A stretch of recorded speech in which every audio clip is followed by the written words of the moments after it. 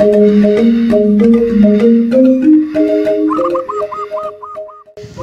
Suci Kuningan yang lazim juga disebut Tumpak Kuningan dilaksanakan oleh umat Hindu yang jatuh pada Sanis Cara Kliwon Wuku Kuningan. Terkait pemujaan Hari Suci Tumpak Kuningan ini memiliki sebuah keistimewaan bahwa hendaknya dilaksanakan pada pagi hari atau sebelum jam 12 siang.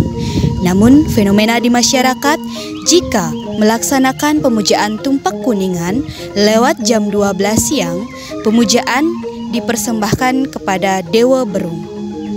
Sehingga dimaknai persembahan tersebut menjadi kurang sempurna. Maka dengan demikian, umat Hindu khususnya yang ada di Bali agar menghindari fenomena tersebut untuk keberhasilan yatnya pada Hari Suci Tumpak Kuningan.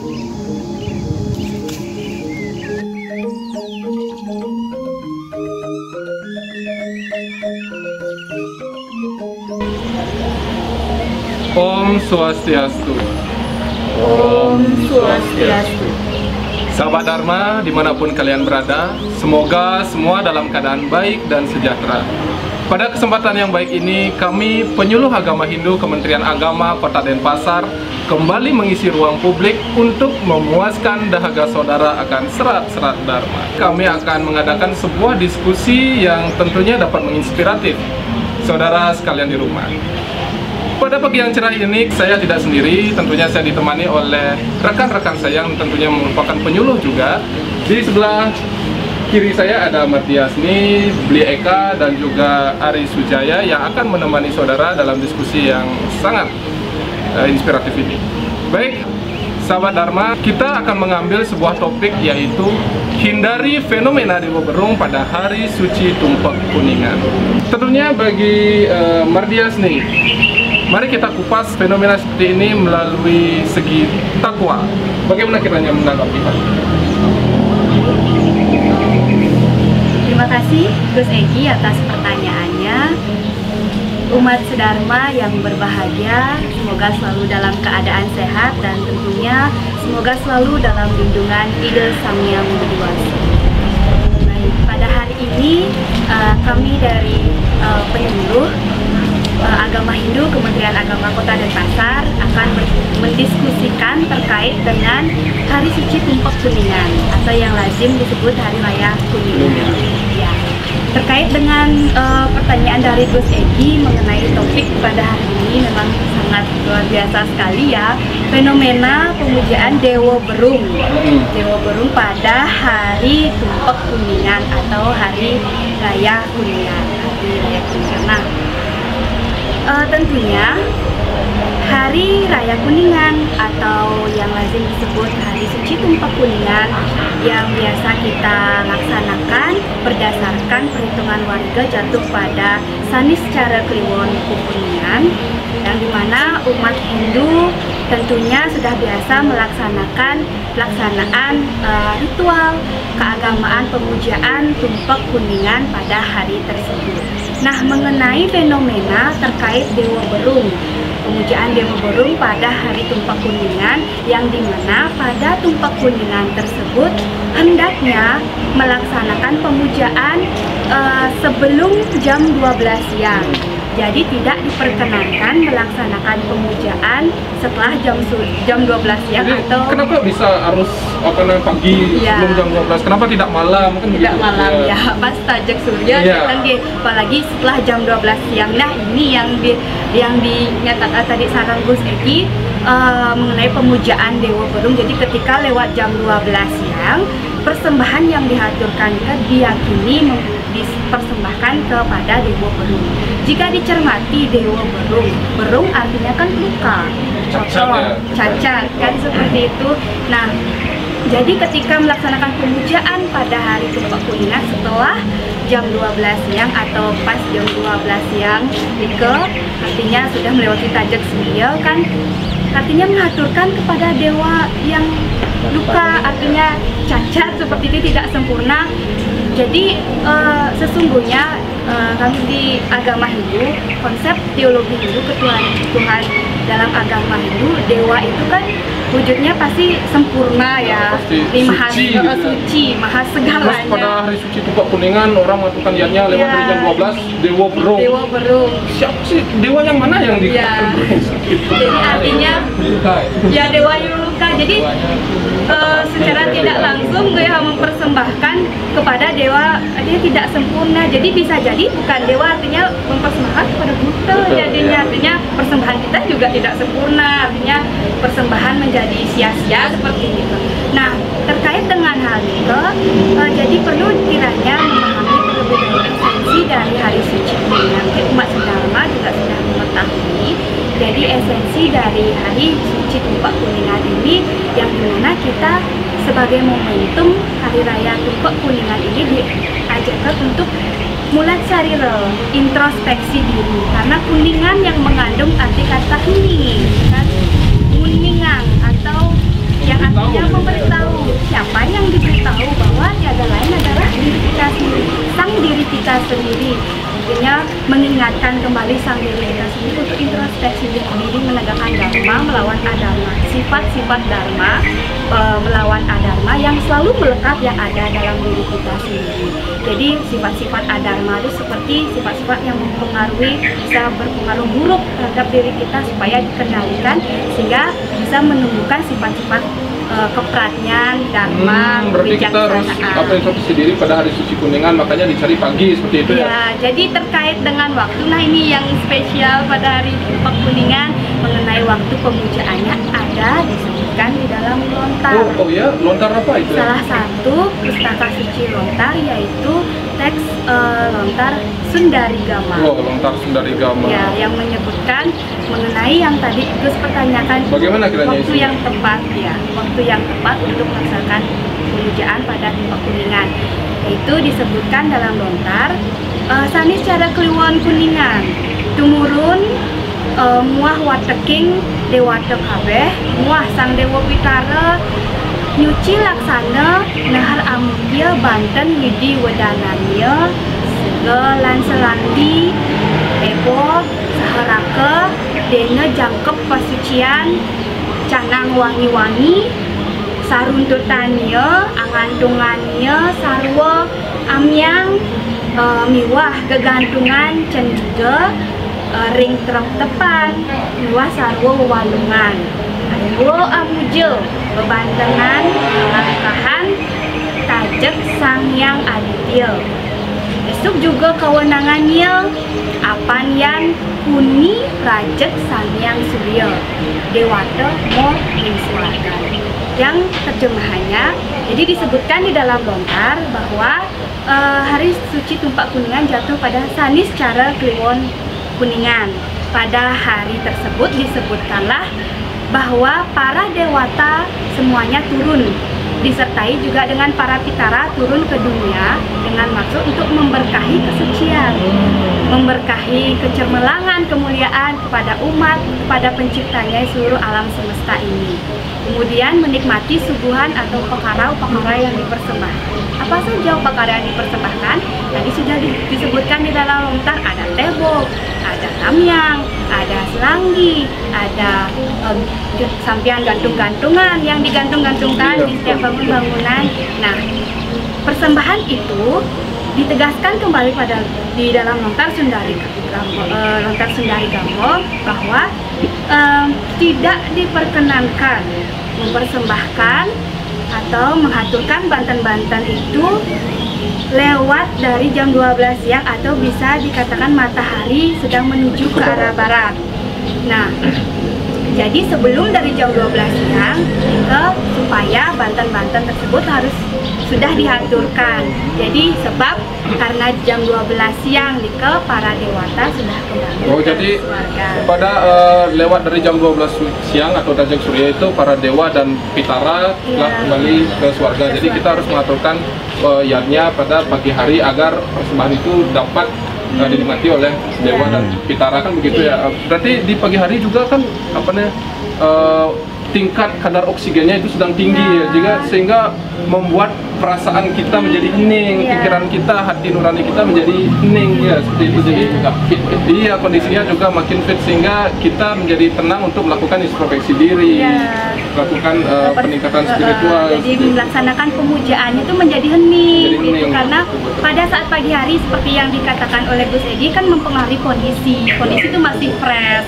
Jadi pada saat melaksanakan pemujaan kondisi fresh, pikiran juga hening. Karena kan energi alam Panca Mahabhuta itu sedang pada tingkat kadar yang lebih tinggi kan begitu pada pagi hari. Sedang memuncak energinya, jadi lebih terasa vibrasi religiusnya. Jadi dikaitkan dengan Dewa Berung ini, jadi dalam sastra tidak ada disebutkan dalam istilah Dewa Berung itu bahasa Mekulit. Sastra Mekulit ya. Sastra Mekulit ya. Kalau kita kupas lagi mengandung makna tersendiri. Iya, agar umat tidak melakukan upacara yatnya pada hari melewati Tajik Surya jam 12. Sehingga yatnya menjadi lebih sempurna kita utarakan pada hari itu fresh lah. Iya, masih fresh lah, segar sekali. Jadi mitos Dewa Berung itu seperti istilahnya kita diajarkan untuk jangan menduduki bantal, nanti bisulan. Jadi sama seperti itu. Artinya masyarakat leluhur zaman dulu itu sangat luar biasa sekali memvisualisasikan, mengajarkan kita dengan bahasa Dewa Berung niko agar umat tidak mengulur waktunya untuk melaksanakan persembahyangan, pemujaan. Baik, jadi bagus sekali Mati. Jadi tadi dijelaskan oleh Mardiasni bahwa pada hari suci Tumpak Kuningan kita mengaturkan yatnya pada pagi hari ya, karena pada pagi hari energi alam Panca Mahabhuta sedang berada di puncak-puncaknya. Dan tentunya pada saat hari suci Tumpak Kuningan kita juga tidak hanya memuja para pitara, tetapi kita dapat mendoakan para pitara agar mendapatkan tempat yang lebih layak lagi leluhur kita agar mendapat moksa sesuai dengan karunia Tuhan Yang Maha Esa. Jadi bagus sekali ya tadi. Terkait dengan upacara yatnya menurut Ari Sujaya tadi. Menurut Ari Sujaya, bagaimana kiranya kita menanggapi upacara yatnya? Banyak sekali masyarakat yang bertanya, terutama di sosial media. Boleh nggak pada hari suci Tumpak Kuningan yang melihat begitu banyaknya upakara, boleh nggak kita hanya mengaturkan canang gitu misalkan, mengaturkan canang saja atau mengaturkan pejati saja gitu pada hari suci Tumpak Kuningan? Kira-kira bagaimana menurut Ari Sujaya? Terkait dengan apa yang dikatakan oleh Gus Egi tadi, terima kasih. Jadi di dalam agama Hindu, di sini kita memiliki suatu yatnya, dan yatnya itu juga ada kuantitasnya. Ya, bagaimana tingkatan yatnya dalam aliran agama Hindu? Itu ada 3. Yang pertama, Nista, Madhya, dan Utama. Nista itu seperti apa? Untuk yang Nista adalah tingkatan upacara yang tergolong yang paling sederhana. Nah, itu tingkatan upacara yang paling sederhana. Kemudian yang kedua ada yang namanya Madhya. Madhya adalah tingkatan upacara dalam ajaran agama Hindu yang menengah ya, yang lebih tinggi dari yang sederhana tadi. Dan yang terakhir itu adalah utama. Yang utama tingkatan upacara yang lebih kompleks, yang paling tinggi, yang sesuai dengan sastra-sastra seperti yang dikatakan oleh Madhya. Ya. Jadi bagaimana menurut Jadi untuk hari raya Kuningan, apakah boleh kita mengaturkan canang? Itu boleh saja. Itu berarti masuk ke dalam Nista. Ya. Satu hal yang harus diingat oleh umat Sedharma, upacara Nista itu bukanlah upacara yang buruk atau jelek. Ya. Jadi upacara Nista itu tingkatannya yang lebih sederhana, boleh disederhanakan sesuai dengan yang penting esensinya tidak berkurang ya. Yang penting esensinya, yang penting sesuai dengan niat ya, dan kemampuan. Bagus sekali tadi pernyataan dari Ari Sujaya. Nah, ada satu hal yang belum kita bahas tadi. Kira-kira bagaimana rentetan acara pada hari suci Kuningan yang menurut sastra yang tadi dijelaskan oleh Mardi, menurut Eka Parisuda dulu, bagaimana kiranya rentetan upacara yang sesuai dengan sastra? Baik, terima kasih. Seperti keterkaitan pertanyaan Gus Egi dan tadi, dan sesuai dengan penjelasan dari Mardi tentang dalam lontar Sundari Gamo itu, ada dalam rentetan dalam upacara Hari Kuningan, di mana rentetan upacara Hari Kuningan itu biasanya kan seperti yang diketahui kita melaksanakan Hari Kuningan banyak memasang gantungan-gantungan, baik itu dalam tamiang, di mana masing-masing itu memiliki simbol. Di mana simbol-simbol itu ada juga seperti senjata, di mana itu untuk memusatkan penajaman pikiran untuk umat manusia. Samping itu tamiang juga dibuat untuk lingkaran, di mana arah jarum jam, di mana kehidupan itu berjalan seperti saat ini ya. Berarti tidak roda berputar ya. Kadang berada di atas, kadang berada di bawah itu. Tamiang juga kan berarti tameng ya. Tameng. Agar dapat menemangi diri agar tidak dari kebingungan. Kebingungan. Itu istilahnya. Satu timiral ya. Salipu. Sampai itu juga nyambung dengan melakukan upacara kuning itu sebelum jam 12 juga untuk meningkatkan manusia agar lebih rajin, karena kan kebanyakan manusia itu dilihat menunda-nunda dalam pekerjaan. Iya, berarti lebih disiplin. Disiplin. Baik, tadi penjelasannya juga cukup menarik. Jadi ini sebagai closing statement aja. Bagaimana kiranya pesan yang disampaikan oleh teman-teman penyuluh kepada umat sedharma pada hari suci Tumpak Kuningan, terutama pada saat COVID-19 di saat ini, dibalikan lagi merebak-merebaknya ini. Kira-kira bagaimana menurut Madi dulu deh? Singkat saja. Baik, jadi mengenai fenomena Tumpak Kuningan, apalagi sekarang kita dihadapi dengan pandemi seperti ini, terkait apalagi waktu pemujaan untuk hari suci Kuningan ya, berarti cocok sekali ya, kita harus menyesuaikan waktu. Tapi cocok berarti pagi hari, artinya membatasi lebih sejuk ya, imun tubuh lebih naik. Kalau menurut Eka Presida gimana? Kalau menurut yang terutama di basis ekonomi dulu. Basis ekonomi ya, kan kita lagi susah-susah ya. Ini sangat baik untuk ekonomi kita. Di mana sekarang kan zaman itu online. Di mana juga kesibukan orang itu bermacam-macam. Samping itu sekarang juga ada juga yang menjual dengan saudara lah istilahnya, bisa saling membantu pertumbuhan perekonomian pastinya. Menjual pakara ya, saling membantu, apalagi kebanyakan orang di rumah juga. Bagus sekali. Jadi menurut Ari Sujaya, kira-kira bagaimana ini mengantisipasi fenomena di Gunung menurut Ari? Kalau menurut yang kutip salah satu kitab Bhagavad Gita yang isinya Patram Puspam Palam Toyam Yume Bakti Priyastate Tat Aham Bakti Upaditam Asnami Praya Atmana. Dan di sini artinya dengan jalan apapun engkau menyembahku, dengan selai daun, sekuntum bunga, sebiji buah, atau seteguk air, aku akan menerimanya sebagai bakti orang yang tulus ikhlas. Jadi di situasi pada saat ini kita bilang ekonomi sedang terpuruk ya. Meskipun masyarakat sebagian besar banyak yang dirumahkan, mungkin tidak memiliki uang yang cukup untuk beriatnya. Sekali lagi, umat Hindu jangan takut beriatnya, karena dalam kita beriatnya kita tidak harus mempersembahkan yang mewah. Yang penting sesuai dengan keadaan ya. Keadaan. Kalau kita punya, kita aturkan yang kompleks, sesuai dengan sastra. Kalau kita lagi terbelit hutang misalkan ya, kita jangan terlalu memaksa ya. Asalkan kita mengaturkannya dengan perasaan yang tulus ikhlas. Itu kunci utama dalam kita beriatnya. Baik, terima kasih rekan-rekan penyuluh. Jadi itu tadi diskusi kita pada pagi hari ini. Semoga dapat menginspirasi umat sedharma di rumah. Apabila ada tutur kata kami yang kurang berkenan, kami mohon maaf yang sebesar-besarnya, karena kami bukan alat pemuas juga. Baik, di sini kami juga bukan bersifat menggurui. Kami juga hanya manusia biasa, tentunya punya kesalahan juga. Tetapi apabila ada makna yang dapat saudara petik, silahkan itu dituruti. Baik, kami tutup dengan Parama Santi. Om Santi Santi Santi Om.